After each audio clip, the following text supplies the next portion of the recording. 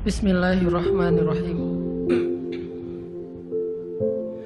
Assalamualaikum warahmatullahi wabarakatuh.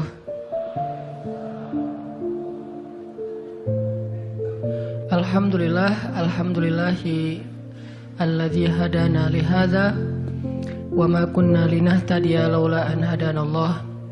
Asyhadu an la ilaha illallah wahdahu la syarikalah wa asyhadu anna Muhammadan abduhu wa rasuluh la nabiyya ba'dah. Radina billahi rabba wa bi Muhammadin nabiyya wa bil islami dina. Teman-teman yang dirahmati Allah Subhanahu wa taala, kita malam ini bahas tentang keep happy. Gimana caranya biar kita selalu tenang menghadapi masalah? Biar tenang ketika kita tahu nilai kita kayaknya anjlok. Biar tenang pas kita tahu judul kita ditolak. Lamaran juga sama, di hari yang sama lah gitu. Pagi judul ditolak, malam lamaran ditolak. Selama Allah gak nolak kita kan masih aman nih. Karena apa yang di sisi Allah lebih baik. Gimana caranya kita biar gak panikan ketika ada masalah? Walaupun sedih, itu fitrah manusia sedih. Cuman ada yang sedihnya wajar, ada yang sedihnya sampai berlarut-larut atau putus asa. Bentuk keputusasaannya macam-macam. Ada yang putus asa dengan bunuh diri, loncat dari jembatan, ternyata nggak meninggal, gagal bunuh diri gitu kan. Ada yang putus asanya dengan cara ngelakuin perbuatan dosa, kayak mencuri atau udahlah saya mah nggak mau peduli lagi dengan hal haram, yang penting saya ambil aja semua proyek gitu. Nah, ini putus asa. Ada yang putus asa dengan nggak mau lagi bertaubat. Dia ngerasa aduh kayaknya saya nggak pernah nasuhan nih taubatnya. Taubat ulangi lagi, taubat ulangi lagi. Kenapa kita berputus asa minta ampun ke Allah, padahal Allah nggak pernah putus asa mengampuni kita? Kan aneh nih. Allah tuh nggak pernah putus asa ngampuni kita, nggak pernah bosan menerima taubat kita. Allah nggak pernah bilang lo datang ntar pasti besok buat lagi, enggak. Padahal Allah maha tahu kita mungkin besok masih ngelakuin dosa yang sama. Asal kita datang, Allah langsung terima. Seolah-olah Allah tuh kayak husnuzon banget sama kita, walaupun pastinya Allah tahu tentang apa yang akan kita lakukan di masa yang akan datang. Ini artinya kenapa seseorang jadi putus asa, jadi berhenti untuk mencoba, jadi tidak lagi berharap apa-apa, jadi pesimis, jadi tidak survive dalam masalah, jadi penuh khawatir menghadapi hidup. Ada masalah dikit kayaknya udah kiamat dunia, padahal kuota habis doang nih. Langsung aduh kuota habis jam 11 malam. Biasanya kan jam 11 itu jam chatting tuh sampai jam 1. Atau jam 11 malam kuota habis, padahal tadinya pengen ngebangunin dia. Iya dia gitu kan. Jam 2. Gampang, pakai aja kuota doa. Ya Allah bangunkanlah dia. Tiba-tiba dia tetap bangun. Dia bangunin kita akhirnya. Ini bisa aja terjadi. Yang jelas gimana sih cara biar kita keep happy, tetap bahagia walaupun gak bisa jalan-jalan jauh. Tadinya pengen jalan sama teman-teman, ternyata duitnya gak cukup. Kita lihat teman-teman kerjanya traveling aja. Ke Lombok, ke Batu Karas, kerjaannya keliling aja. Dan kita aduh pengen juga ngeliat pantai, misalnya ke gunung touring sama teman-teman, ternyata tapi saya nggak punya motor, saya nggak punya uang, saya nggak punya waktu dan seterusnya. Bisa nggak kita tetap bahagia seperti mereka walaupun nggak ngerasain pengalaman-pengalaman asik seperti yang mereka rasain? Gimana caranya biar ketika kita sujud itu sama nyamannya dengan ketika kita tidur di atas pangkuan istri? Belum ya? Gak tahu sih rasanya. Pokoknya tuh keren banget loh. Salah satu yang bikin saya kalau gak bisa tidur itu tipsnya adalah tidur di atas pangkuan istri. Langsung tidur. Cuman masalahnya susah bangun. Nah ini nih, gimana caranya kalau kita sujud rasanya senyaman itu? Gimana caranya? Bukankah kita selama ini mungkin kita atau saya lah pas sujud pengen cepat bangun? Gimana caranya sujud nggak bangun-bangun? Pas kita sujud, aduh pengen lama gitu sujudnya teh. Terutama kalau sholat sendiri. Kalau sholat jamaah memang nggak boleh. Kenapa? Karena hajat orang beda-beda. Nabi kalau sholat jamaah mah standar-standar aja. Tapi giliran sholat sendiri itu sampai orang kewalahan ngikutin Nabi. Dan itu bukan cuma Nabi, sahabat juga kayak gitu. Siti Aisyah, istri Nabi itu. Siti Aisyah itu pernah sholat duha kurang lebih 4 jam, itu cuma baca 1 ayat doang loh. Famannallahu alaina wa waqana adzabas samum. Dia baca sendiri, agak keras karena dia di dalam rumah sendiri. Lewat seorang sahabat lewatin rumah Aisyah mau ke pasar, mendengar oh Aisyah lagi sholat. Famannallahu alaina wa waqana adzabas samum. Nangis. Akhirnya sahabat ini pergi ke pasar. Dia belanja segala macam, balik lewat lagi rumah Aisyah. Setelah kurang lebih 2 jam, pas dia lewat lagi rumah Aisyah, dia masih mendengar Aisyah membaca kalimat Famannallahu alaina wa waqana adzabas samum. Nangis lagi. Jadi 1 rakaat dengan 1 ayat itu bisa 2 jam, 3 jam yang dilakukan oleh para sahabat. Kenapa kok betah banget?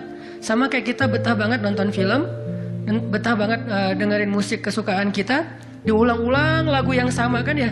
Mungkin 1 lagu itu durasinya sebutlah 2,5 menit, 2,5 menit. Tapi diulang-ulang bisa sampai setengah jam mendengar lagu yang sama. Bukan 1 album, 1 lagu. Kenapa kita betah? Nah gimana caranya kita juga dapat kebetahan kayak gitu ketika dengerin bacaan Al-Quran, ketika kita membaca Al-Quran sendiri, ketika kita sholat. Sampai ada istri Nabi sholat sambil ngikat badannya di dinding. Jadi dia bikin tali ke dinding gitu, terus dia ikat badannya, sehingga kalau dia udah gak kuat lagi, dia bersandar dengan ikatan tali di badannya, saking lamanya berdiri sholat. Coba bayangin, berarti kan semalaman tuh. Kalau udah gak kuat, dia berdiri itu sambil badannya keikat di tali. Dan Nabi melihat itu menangis karena melihat kesungguh-sungguhan para sahabat dan sahabiat dalam beribadah kepada Allah. Dan itu bukan paksaan siapapun. Nabi gak pernah maksa kayak gitu. Mereka sendiri berinisiatif. Jadi tutorialnya dibikin sendiri gitu. Saya sholat kalau malam-malam kayak gini jadi agak gak kuat. Atau saya lagi sakit nih, lagi lemes nih, lagi kurang makan. Ya udah deh, agar tetap bisa berdiri, dia ikat tali, dia ikat ke badannya, terus berdirinya kayak orang-orang setengah sadar gitu. Nah ini menunjukkan ada kenikmatan yang luar biasa yang mereka dapetin ketika mereka dekat dengan Allah Subhanahu Wa Taala. Gimana sih caranya biar kita bisa kayak gitu? Gimana caranya kita entertain kita itu adalah zikrullah. Boleh-boleh aja kita entertainnya nonton film, dengerin musik-musik yang positif. Entertain kita mungkin chatting, entertain kita mungkin update status, entertain kita mungkin kepoin mantan misalnya. Boleh-boleh aja selama masih wajar. Tapi bisa nggak entertain kita yang lain itu zikrullah? Dengan mengingat Allah kita jadi terhibur gitu. Dan itu entertain luar biasa pahalanya. Gimana caranya? Ini yang kita pengen belajar malam ini, sehingga kita bisa tetap happy walaupun dalam keadaan tadi akhir bulan, dalam keadaan habis diputusin, dalam keadaan ditolak, dalam keadaan bingung, galau, segala macam, termasuk habis pulsa. Tetap bisa happy. Pas telepon, pulsa Anda tidak mencukupi, Masya Allah gitu. Senyum gitu ya. Bukan, kemana nih, apa panik, biasa aja. Nah ini kita perlu belajar. Saya juga merasa butuh mempelajari lagi gimana caranya biar bisa ngerasain itu. Dan nasihatnya bukan dari saya, karena saya juga masih belajar, belum istiqomah amat nih. Tapi nasihatnya dari para ulama yang diambil dari ayat Al-Quran dan hadis-hadis Rasulullah SAW. Nah sebelumnya coba kita perhatiin dulu kisah tentang ketenangan dengan mengingat Allah tuh kayak gimana. Salah satunya ada di surat At-Taubah yang terkenal. A'udzu billahi minasy syaithanir rajim. Illa tansuruhu faqad nasarahu Allah. إذ أخرجه الذين كفروا ثاني اثنين إذ هما في الغار إذ يقول لصاحبه لا تحزن إن الله معنا فأنزل الله سكينته نعمته عليه وأيده بجنود لم تروها وجعل كلمة الذين كفروا السفلى وكلمة الله هي العليا والله عزيز حكيم. Kalau kalian tidak menolongnya, maka sungguh Allah akan menolongnya. Seperti ketika orang-orang kafir mengeluarkan dia dari kota Mekah pada saat dia menjadi salah satu di antara dua orang yang berdiam di dalam gua, yaitu gua Thur. Ketika ia berkata kepada sahabatnya, yaitu Abu Bakar, dia di sini siapa? Rasulullah SAW. Ketika dia berkata kepada sahabatnya, la tahzan, innallaha ma'ana. Janganlah kamu khawatir, bersedih, takut, itu sama. Sesungguhnya Allah bersama kita.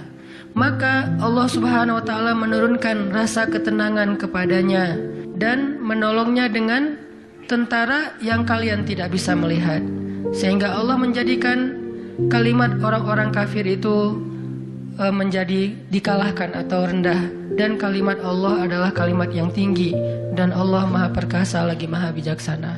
Ini kan kata-kata yang paling populer ya, la tahzan innallaha ma'ana.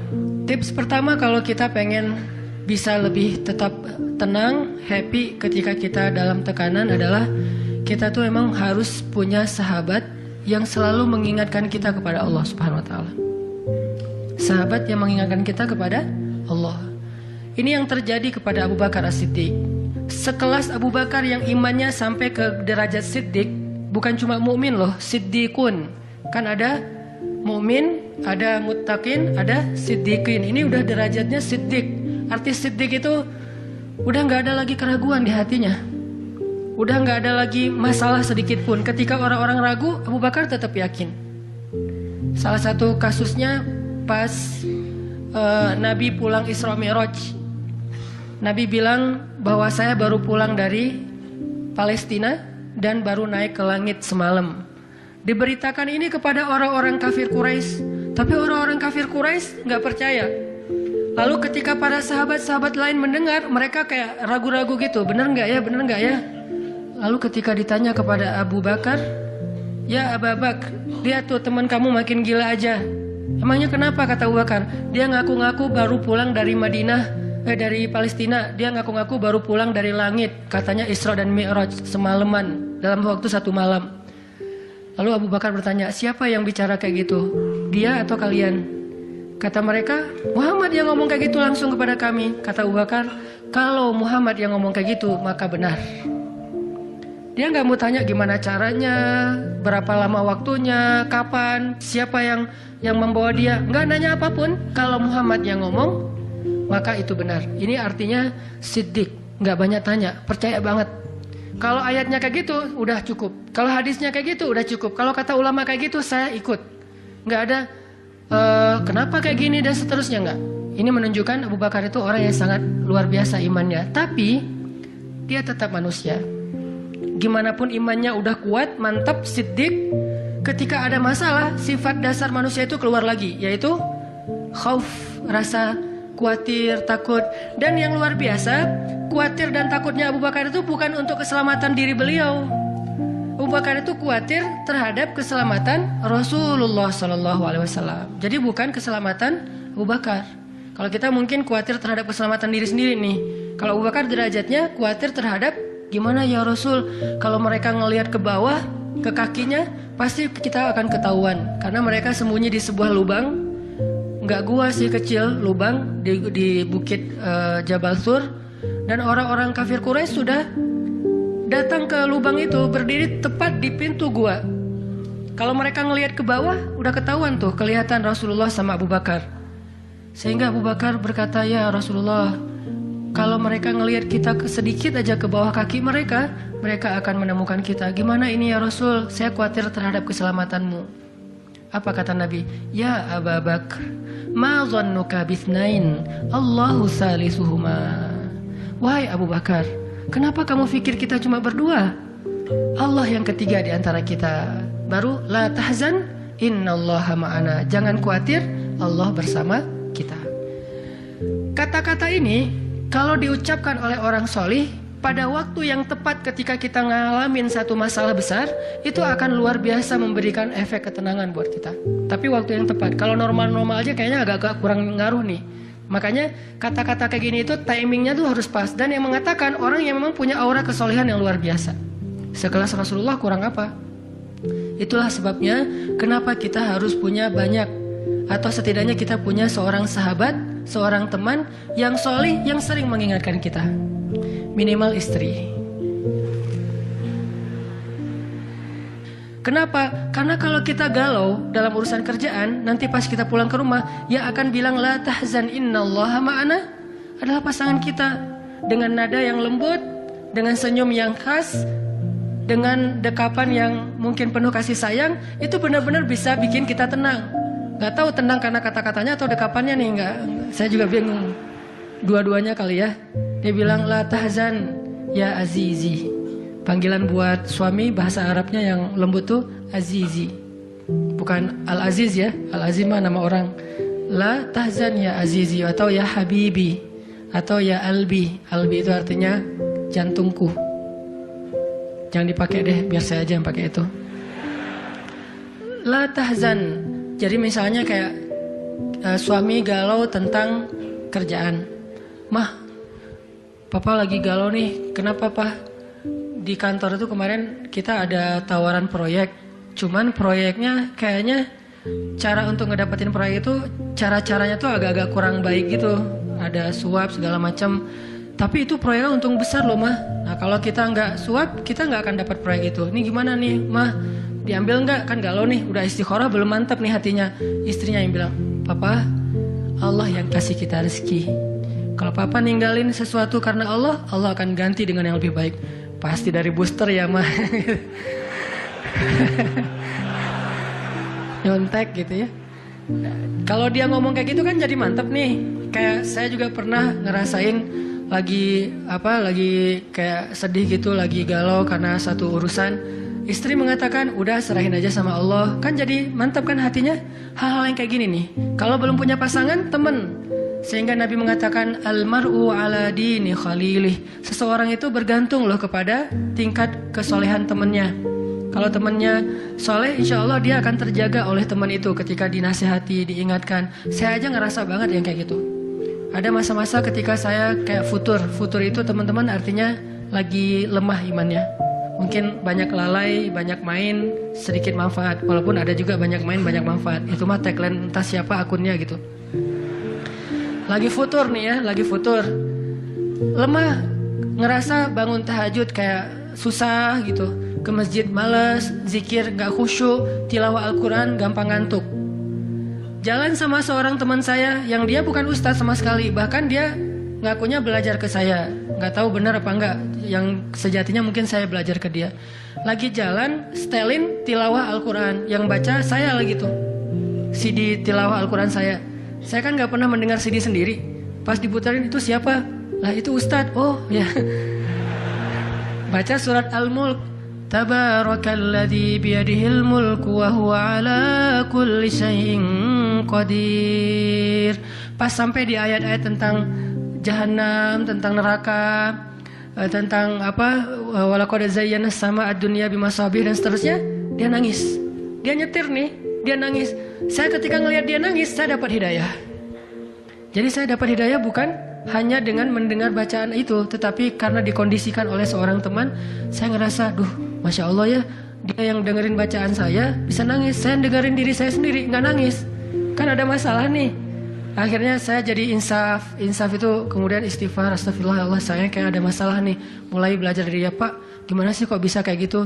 Ustadz kan lebih tahu ilmunya mungkin, tapi kalau pengalamannya Bapak pasti lebih tahu. Rahasianya apa? Ternyata rahasianya emang dia orang yang nggak pernah dengar yang lain selain mendengar bacaan Al-Quran. Jadi buat dia bacaan Al-Quran itu benar-benar entertain buat dia. Oh, berarti kita harus lebih banyakin lagi dengerin Al-Quran. Kalau kita dengar musik sekali, berarti dengar Qurannya 3 kali harusnya. Baru masih agak-agak proporsional nih. Sehingga gampang kesentuh, hatinya itu mudah. Tapi pelajarannya tetap teman yang ngebawa kita kepada sesuatu. Ternyata triknya pertama, mengingat Allah itu kan bukan cuma menyebutkan Allah. Tapi ketika kita sedang dalam keadaan bingung, khawatir, galau, sedih, tertekan, panik, tiba-tiba teman kita mengingatkan kita kepada Allah dengan bahasa yang sederhana. Kalau bahasa sederhananya Al-Quran, la tahzan, innallaha ma'ana. Dan itu boleh diterjemahin ke bahasa yang lebih sederhana versi kita. Karena itu bahasa Al-Quran yang mungkin buat sebagian orang nggak dapat nih, karena mungkin nggak paham bahasa Arab. Jadi kalau teman kita lagi sedih jangan bilang, la tahzan dong, innallaha ma'ana. Apaan tuh lu baca Quran gitu ya? Nggak ngerti kan dia. Kita bisa terjemahin, udah tenang aja, Allah yang bantu. Tenang aja, Allah yang beresin. Tenang aja, serahin aja kepada Allah. Allah itu sebaik-baik kita nyerahin sesuatu. Ngomong kayak gitu tuh kena. Kalau timingnya pas kita lagi ngalamin satu masalah. Terutama masalah-masalah kayak masalah rezeki itu paling bikin kita sering panik. Kehilangan sesuatu, ditipu orang, segala macam. Kita bilang, udah gak apa-apa, nanti Allah ganti yang dengan yang lebih baik. Allah yang ganti gitu. Allah yang ganti. Tenang tuh jadinya. Karena kita sedang mengetuk kembali imannya di saat dia sedang butuh-butuhnya iman itu. Dan itu butuh teman yang bisa mengingatkan kita. Sehingga Nabi bilang, ciri-ciri teman yang baik itu adalah kalau kita ketemu dia bikin kita sering ingat Allah. Dia bikin kita sering ingat Allah. Coba teman-teman renungkan nih, coba dihitung-hitung. Kita kalau ketemu teman ngomongin dunia berapa sering? Terus ngomongin Allah berapa sering? Kan jarang banget kita ketemu teman ngomongin tentang Allah kan? Dan kayaknya nggak tahu juga bahannya mau ngomongin apa tentang Allah. Kita ngomongin tentang Allah yuk. Ngomongin tentang Allah, apaan tuh? Kan bingung dia tuh. Maksud lo qul huwallahu ahad gitu, atau ayat kursi. Berarti kita belum terbiasa bicara tentang Allah. Nah ini yang harus kita coba latih pelan-pelan nih. Kita lihai banget nih, bisa smooth banget masuk ke tema tentang dunia. Bisa ganti-ganti topik dan semuanya tentang dunia. Tentang kuliner, tentang kerjaan, tentang jodoh, tentang kuliah, tentang pendidikan, tentang apapun. Tentang teman. Bisa dengan mudah dan seru gitu ngomongin tentang dunia teh. Dan itu bukan sesuatu yang dilarang memang. Cuman kok nggak seimbang kita ngomongin tentang Allah Subhanahu Wa Taala. Coba kita belajar cari teman yang udah sefrekuensi dulu. Arti sefrekuensi bukan sama-sama udah baik, sama-sama udah niat pengen memperbaiki diri, sama-sama udah punya tekad kita pengen hijrah nih. Lagi-lagi bukan merasa diri kita lebih baik dari orang lain, tapi yang udah sefaham supaya nggak banyak perdebatan. Ajak dia ngobrol tentang Allah pelan-pelan dan secara bertahap, gak bisa langsung ngejos. Gak bisa langsung, coba lo sebutin rububiyah, asma Allah yang 99 apa aja. Itu mah cerdas cermat ya. Tapi kita ngomongin Allah tuh baik banget loh, kemarin gini. Allah aja yang diomongin. Sehari minimal kita ngomongin Allah itu sekali deh.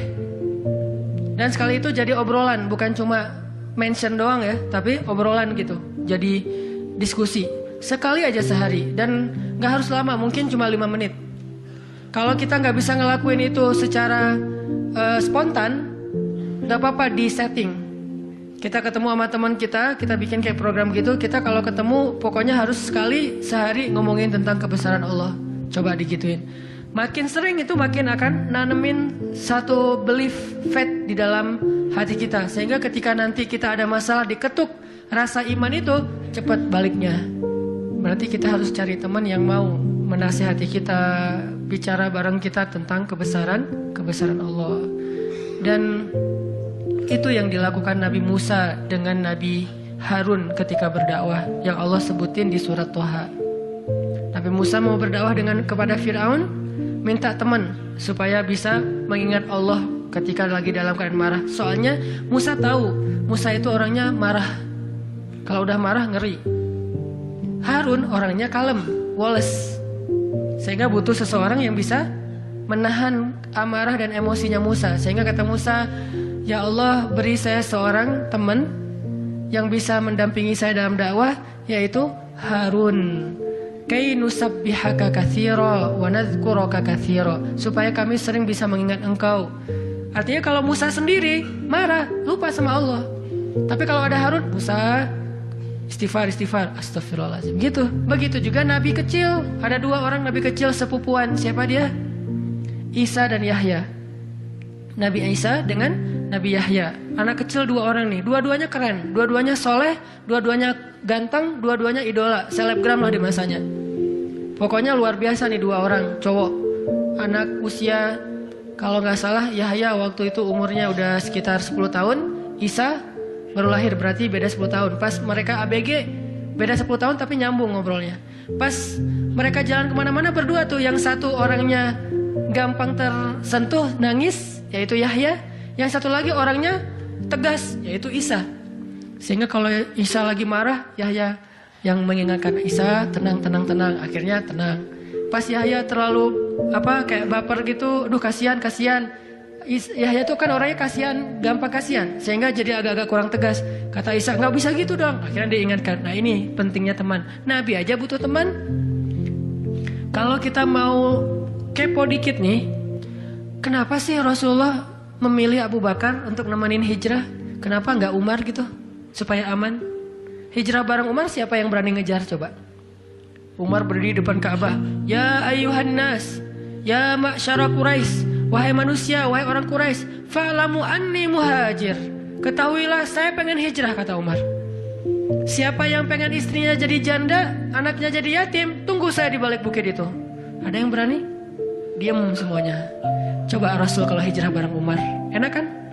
Wahai kaum, wahai orang-orang Quraisy, wahai manusia, saya sama Rasul nih mau hijrah. Siapa yang berani nunggu saya di balik bukit itu? Kalau enggak dia akan hilang kepalanya. Enggak ada yang berani kan? Kenapa Rasulullah milih orang yang lemah seperti Abu Bakar? Udah kurus, lemah, dan kaumnya kabilah yang lemah, Bani Taim. Bani Taim itu lemah kabilahnya, enggak seperti kabilahnya Umar bin Khattab. Kenapa bukan Umar? Kenapa bukan Hamzah? Hamzah itu pemanahnya para sahabat, pemanahnya orang-orang Mekah. Dan juga nggak ada yang berani sama Hamzah. Hamzah mukul Abu Jahal di depan orang banyak, nggak ada yang berani balas. Ketika Abu Jahal mukulin Rasul lagi sholat depan Ka'bah, Nabi lagi sholat digebukin sama Abu Jahal. Dibelain sama Abu Bakar ikut digebukin. Akhirnya wajah Abu Bakar itu nggak dikenali lagi, saking babak belur. Itu digebukin sama Abu Jahal dan teman-temannya. Ketika Hamzah dengar berita itu, langsung Hamzah pergi ke tempat orang-orang ngumpul, dicari mana Abu Jahal, dipukulin sama Hamzah sekuat-kuatnya sampai berdarah-darah Abu Jahal. Tapi orang Quraisy nggak ada yang berani balas, saking terpandangnya Hamzah. Kenapa nggak dengan Hamzah, pamannya sendiri? Atau kenapa nggak dengan Utsman gitu, yang kaya raya, yang bisa memberikan fasilitas VIP untuk Rasulullah, naik mobilnya Alphard gitu, nyaman hijrah. Kenapa Abu Bakar yang udah jatuh miskin, fisiknya lemah, kabilahnya tidak dipandang? Kenapa? Karena Abu Bakar itu yang paling solih di antara semua sahabat. Jadi pilihannya kesolihan, bukan kekuatan fisik. Kenapa? Kesolihan itu bisa menutupi kekuatan fisik yang kurang. Kenapa? Allah yang maha kuat.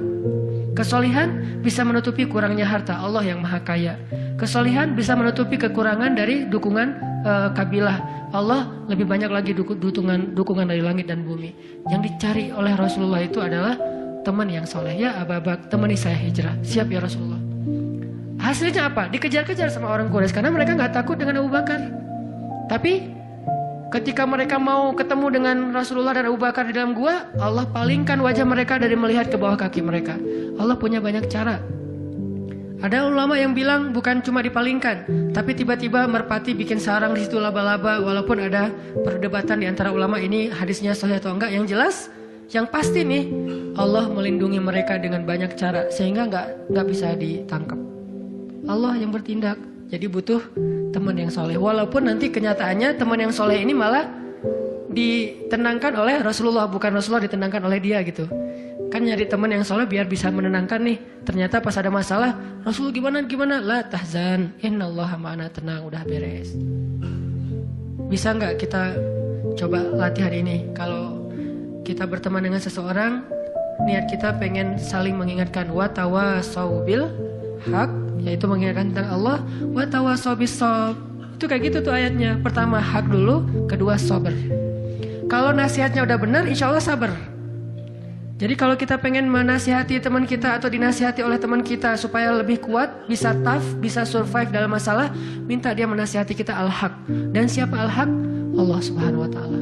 Wa tawassaw bil haq artinya saling menasihati dengan nama Allah. Udah serahin aja sama Allah. Allah itu maha ini sebutin dengan bahasa sederhana. Langsung sabar jadinya. Langsung lebih kuat, lebih tenang. Itu yang pertama teman-teman. Kita sering berteman dengan orang yang insya Allah dia yakin sama Allah lebih kuat daripada kita, imannya lebih mantap daripada kita. Yang kedua, gimana caranya biar kalau kita menyebut nama Allah, kalau kita sholat, kalau kita berzikir itu jadi lebih tenang gitu, lebih happy. Karena sebetulnya orang mukmin itu bahagianya itu ada di dalam hati. Kalau bahasa Ibnu Taimiyah, surgaku itu di sini.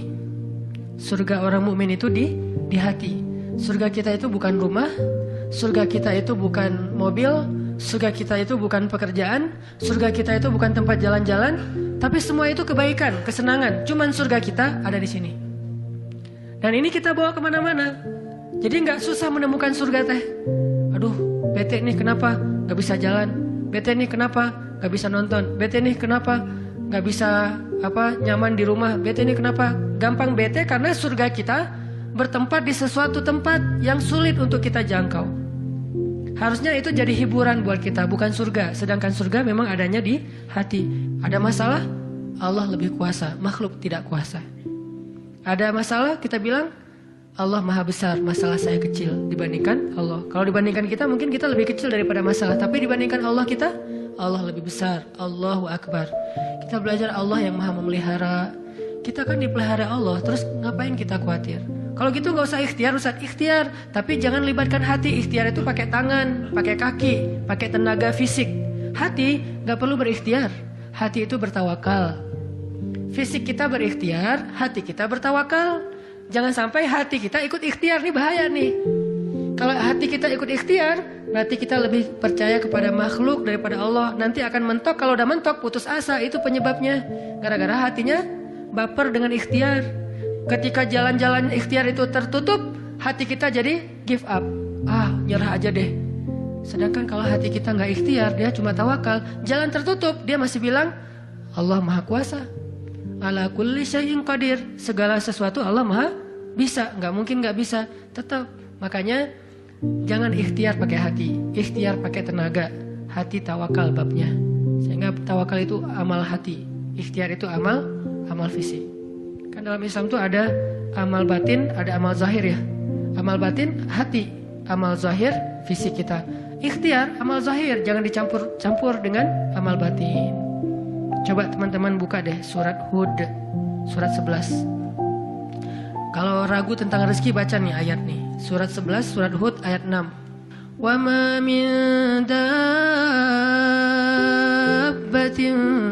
fil ardi illa 'ala Allahi rizquha wa ya'lamu mustaqarraha wa mustawda'aha kullun fi kitabim mubin.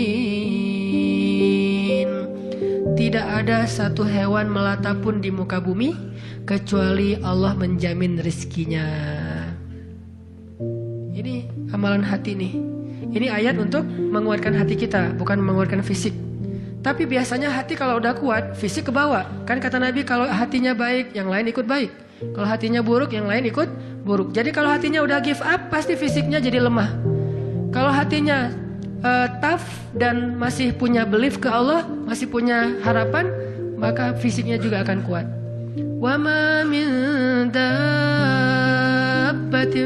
fil ardi illa 'ala Allahi rizquha wa ya'lamu mustaqarraha wa mustawda'aha. Allah tahu di mana rezeki kita disimpan. Allah tahu kemana kita akan membelanjakan rezeki itu. Semuanya tertulis di dalam kitab yang jelas. Allah yang tahu. Allah yang menjamin. Gak ada yang gak dijamin rezekinya. Makanya saya pernah cerita tuh dulu. di mall sebelah. Saya sama istri habis kajian di sini atau sebelum kajian di sini, sebelum maghrib sempat mau belanja dulu, belanja di supermarketnya di bawah, lantai bawah. Dari lobi kita mau ke bawah itu cari eskalator kan ya, belok kanan cari eskalator. Ternyata salah ngambil jalan. Kita habis belok kanan langsung belok kiri. Harusnya kalau belok kanan lagi sekali lagi langsung eskalator turun tuh. Pas karena kita belok kiri, akhirnya kita muter. Gara-gara muter, ngelewatlah sebuah stand baju kaos yang lagi diskon. Weh, diskon 50%. Akhirnya saya sama istri masuk. Ternyata lucu-lucu juga buat anak gitu. Alhamdulillah akhirnya kita beli 2 helai. Baru setelah itu kita jalan lagi, cuma beberapa meter, masuk eskalator turun. Siapa yang telah menggerakkan kaki saya sampai salah jalan? Sehingga saya harus muter. Dan akhirnya masuk ke stand itu. Alallahi rizquha. Allah yang menjamin rezeki. Kayak gitu cara Allah menskenariokan. Kalau saya ngambil jalan kanan, mungkin saya nggak akan masuk ke toko itu. Berhubung saya ngambil jalan kiri, akhirnya muter, masuklah ke toko itu. Allah punya banyak cara. Kenapa kita khawatir dengan stand orang lain yang mungkin lebih dekat ke pintu, lebih dekat kepada stage yang di tengah kalau bikin event segala macam? Kenapa? Kita udah ikhtiar, dapatnya cuma ini. Kayak lagi ada event, kayak festival gitu, kayak ada bazar. Kita punya banyak stand. Stand kuliner kita paling pojok, dekat toilet. Stand kuliner teman-teman kita tuh paling depan. Dan di situ stage banyak acara tausiah segala macam. Oh, kayaknya di situ lebih laku. Belum tentu juga. Bisa jadi pada waktu itu banyak orang yang sakit perut atau apa akhirnya ya lewat. Aduh, ini kayak seru juga nih di sini nih, makan di sini. Nggak usah jauh-jauh sambil nunggu makan. Allah yang punya cara. Saya kan pernah cerita kesasar sampai ke Cirebon. Kenapa kesasar? Ada suatu hari Minggu kayak lagu. Satu hari Minggu. Ada satu hari Minggu nih. Bingung, kita pengen keluar sama keluarga, sama anak-anak. Kita keluar yuk. Saya bilang ke anak-anak, hayo, kata anak-anak. Kemana? Ke Kota Baru aja. Di situ kan ada jam matahari tuh. Kita lihat jam matahari. Hayo, naik mobil, masuk tol nih. Pas sudah masuk tol Pasteur, berubah pikiran. Terlalu dekat, nggak berasa liburan ya? Ya. Terus mau kemana? Ke Jakarta aja yuk, ke Ancol. Ada pantainya. Oh, ayo ke Dufan. Jalan, akhirnya nggak jadi belok pada larang, lurus. Niatnya ke Ancol. Sebelum Cikampek, berubah lagi pikiran. Ancol mah pantainya gitu-gitu aja ya, udah pernah ya. Terus gimana dong? Cari pantai baru deh yang di daerah Indramayu, Cirebon gitu. Siapa tahu ada yang lebih bagus yang masih virgin. Boleh, keluarlah Cikampek. Waktu itu belum ada tol Cipali ya. Keluar Cikampek, akhirnya nyisir Subang, Indramayu, nggak dapat pantai yang kita nyaman nih. Berhenti sebentar, oh nggak nyaman, ini banyak sampah. Akhirnya jalan lagi sampai dari pagi keluar, asar makan empal gentong di Cirebon. Siapa yang mendatangkan saya ke warung empal gentong itu? Pas kita masuk, orangnya bahagia banget gitu. Kelihatan kalau dari pagi itu belum ada yang datang, belum ada pelanggan, sepi warungnya. Karena tempat parkirnya agak nyaman, langsung parkir di situ, makan empal gentong dan ternyata enak, kita bungkus. Orangnya tuh, alhamdulillah ini datang dari pagi belum ada yang datang, senang gitu. Dan saya bilang, Pak, tahu nggak saya dari mana? Dari mana? Dari Bandung. Mau kemana emang? Nggak kemana-mana. Muter. Jadi kita cuman dari Bandung cuma pengen makan empal gentong di Cirebon ujung-ujungnya. Pulang sampai ke Bandung jam 10 malam, macet lagi tuh di Sumedang karena ada perbaikan jalan. Cuman pengen makan empal gentong, ngasih rezeki ke orang di Cirebon. Kayak gitu banget tuh caranya tuh, coba lihat cara Allah. Oh, yakin nih sama Allah. Allah bisa banget ngedatangin. Kalau ini terjadi kepada orang lain, berarti kalau saya cari rezeki bisa juga caranya kayak gitu. Allah kan punya banyak cara. Cuman kadang-kadang atau seringnya kita nggak tahu cara itu, tahu hasilnya doang nih. Tiba-tiba dapat. Sesederhana itu kita berpikir, akhirnya sesederhana itulah syukur kita ke Allah. Kalau kita tahu gimana rumitnya rezeki itu datang ke kita, kita akan syukurnya lebih pasti tuh. Masya Allah ya, Allah ngedatangin rezeki ke saya tuh gitu-gitu amat. Sampai ada orang yang kesasar sekeluarga, bingung gitu. Tapi kan dia, kalau saya nggak cerita dia nggak akan tahu. Dia pikir cuma orang yang memang tinggal di Cirebon atau emang lagi jalan lewat kebetulan mampir. Artinya karena dia nggak tahu prosesnya, rasa syukurnya juga sederhana. Sama kayak kita nggak mensyukuri masakan istri kita kalau yang udah punya. Istri itu masak tuh rempong loh dari pagi, wah sampai ganti lagi. Kita nggak tahu ya, mungkin istri kita baru belajar masak, gagal 2 kali loh. Itu yang ketiga tuh, nggak enak pula. Udah gagal 2 kali. Dan kita pikir cuma masak sayur gini doang mah, sayur bening mah gampang. Kita kan nggak tahu prosesnya, sehingga apresiasi kita juga ya segitu-gitu aja. Kalau kita tahu prosesnya, walaupun cuma sayur bening sama telur ceplok, kita akan peluk istri kita, mah makasih banyak ya, mama udah berkorban banget buat papa, mah hari ini makanan terenak sepanjang hidup papa loh mah. Kenapa ngomong gitu? Karena tahu prosesnya. Gitu juga kita ke Allah. Karena kita nggak tahu proses rezeki itu Allah setting sampai datang ke kantong kita. Kita kayak ya alhamdulillah gitu doang. Tapi kalau kita tahu masya Allah ya Allah alhamdulillah atas semua nikmat yang kau berikan, puji-puji Allah. Artinya teman-teman kalau galau tentang rezeki dari Allah, tentang pekerjaan, tentang kuliah segala macam, termasuk tentang jodoh, coba baca ayat 6. Semua Allah yang jamin. Ini bab hati ya, lagi-lagi bab hati. Ikhtiar mah jalan aja terus, tapi hati Allahi rizquha, Allah yang menjamin. Itu baru jadi tenang nih mengingat Allah, tetap happy gimana-gimana juga. Dan ini ditaraddud, diulang-ulang. Coba diulang-ulang nih ayat nih. Jadikan salah satu ayat favorit. Kalau kita lagi galau langsung baca ayat ini berulang-ulang sendiri kalau bisa. Baca dulu terjemahannya, hafal. Kalau udah hafal terjemahannya tinggal baca ayatnya berulang-ulang. Sebelum tidur mungkin kalau yang paling tenang. Kalau khawatir nggak bangun tahajud ya udah sebelum tidur baca. Wa ma min dabbatin fil ardi illa 'alallahi rizquha. Diulang. Itu beda banget loh rasanya. Belajar untuk mentafakuri kebesaran Allah sehingga kalau kita nanti ada masalah mengingat Allah lebih mantap. Jadi dua ya, satu teman, kedua sering-sering tafakur. Wa yatafakkaruna fi khalqis samawati wal ard. Tafakkur. Dan sebetulnya teman-teman ya, kalau kita mau lebih persis nih, sholat duha itu ya emang sholat tafakkur sebetulnya.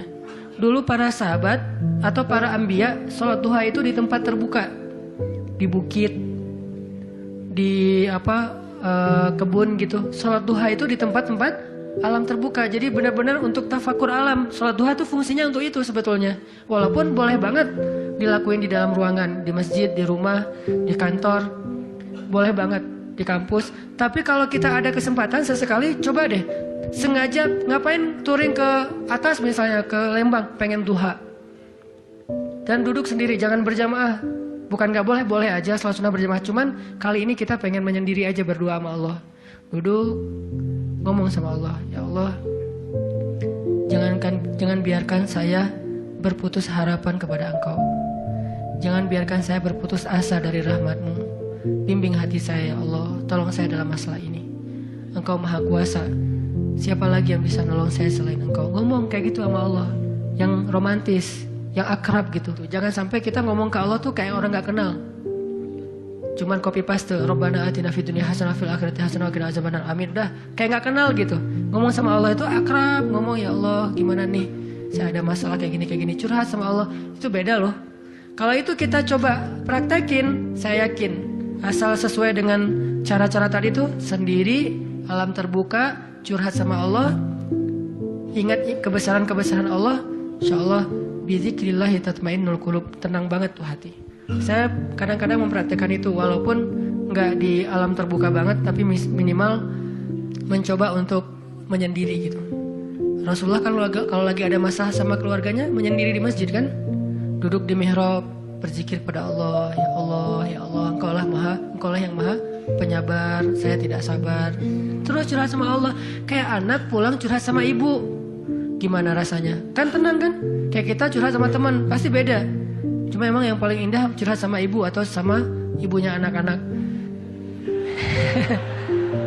Itu beda banget tuh. Nah harusnya kita curhatnya ke Allah kayak gitu tuh.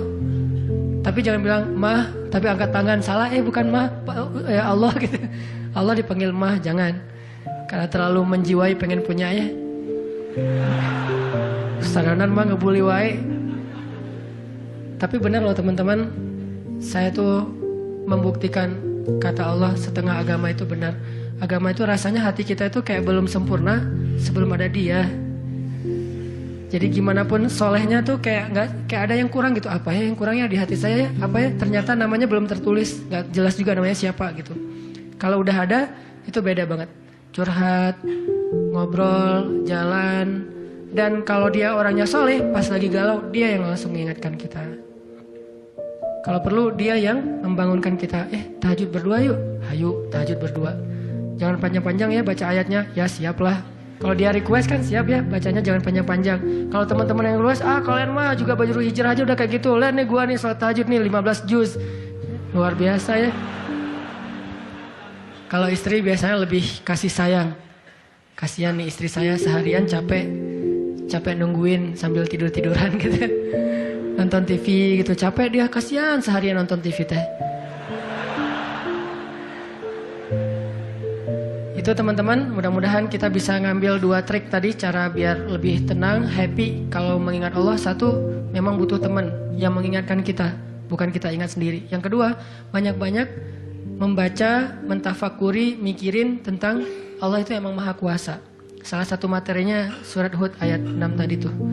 Makin kita yakin sama Allah, begitu kita ingat Allah, itu makin lebih ngaruh ke hati kita. Tapi kalau kita nyebut nama Allah nggak yakin, cuma insya Allah, ya Allah, subhanallah, masya Allah, nggak ngaruh, cuman zikir doang, cuman lisan, tapi tidak sampai ke hati.